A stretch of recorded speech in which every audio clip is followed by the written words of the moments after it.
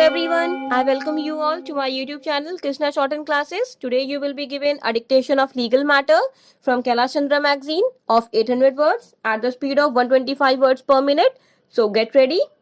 3, 2, 1, start. It is clear from the discussion made herein above that the said case was not one relating to compounding of offence. Apart from that, the court found that the dues of the banks have been satisfied by receiving the money, and the suits filed by the bank in the civil court have been compromised. The FIRs were filed in 1987, 1988, and the investigation had not been completed till 1991. On those facts, the court rendering the judgment in July 1996 felt that having regard to the lapse of time and also having regard to the fact that there is a compromise decree satisfying the bank's dues, there is no purpose in allowing the criminal prosecution to proceed. On these considerations, this court held the prosing of section 482 of Criminal Procedure Code. In the facts of that case, the learned judges held that the bank filed suits for recovery of the dues on account of grant of credit facility, and the suits have been compromised on receiving the payments from the company concerned.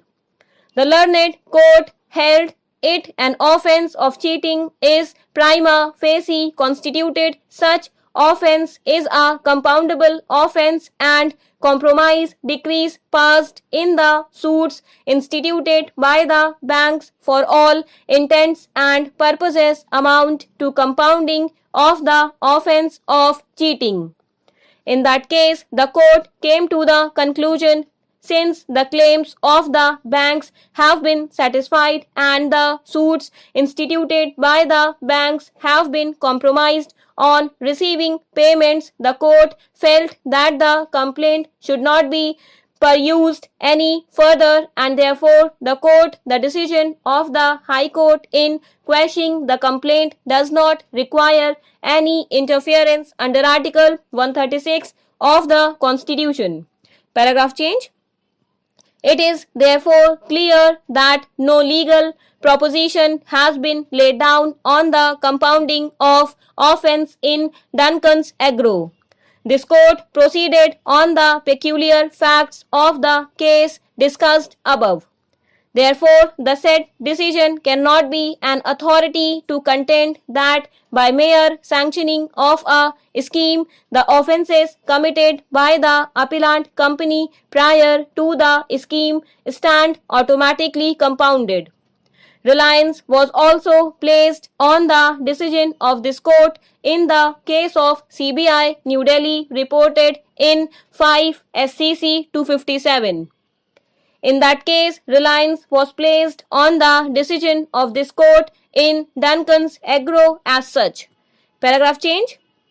The court found that the aforesaid scheme, being a voluntary scheme introduced by the Government of India, has provided that if the dispute and demand is settled by the authority and pending proceedings were withdrawn by an importer, the balance demand against the importer shall be dropped, and the importer shall be immune from any penal proceedings under any law. The court also came to the conclusion that under the Customs Act 1962, the appellant have been discharged and the scheme granted them immunity from prosecution.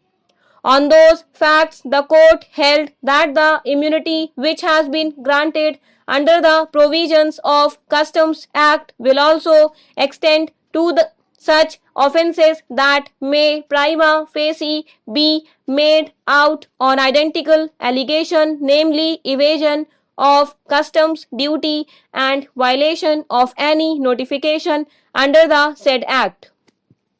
The court also found on a reading of the charge sheet and the FIR that there was no allegation against the appellant of any intentional deception or of fraudulent or dishonest intention.